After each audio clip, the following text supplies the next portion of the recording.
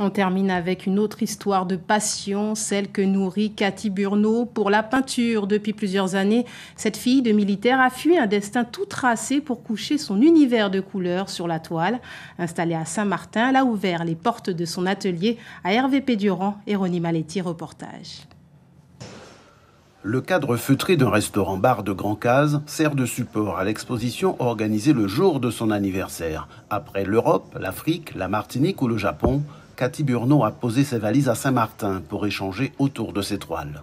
Des créations qui prennent forme chez elle, dans un décor champêtre fait de détente, de verdure et de couleurs, qui apporte à son inspiration. Depuis l'enfance, elle trouve toujours une occasion de manier le crayon à dessin.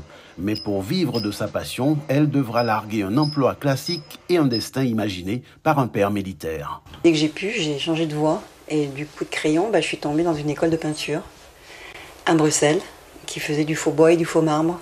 En fait, c'est la technique du glacis flamand et on passe par l'excuse de peindre du bois et du marbre pour apprendre cette technique.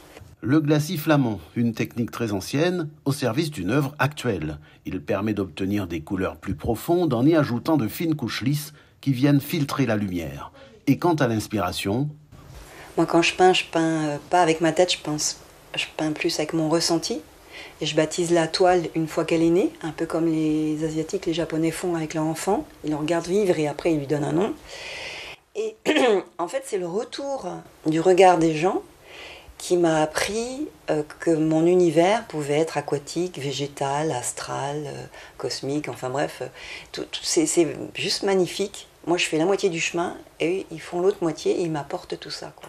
Un univers partagé entre une artiste peintre, citoyenne du monde, et un public qui peut aussi la suivre grâce à Internet depuis le bout du monde.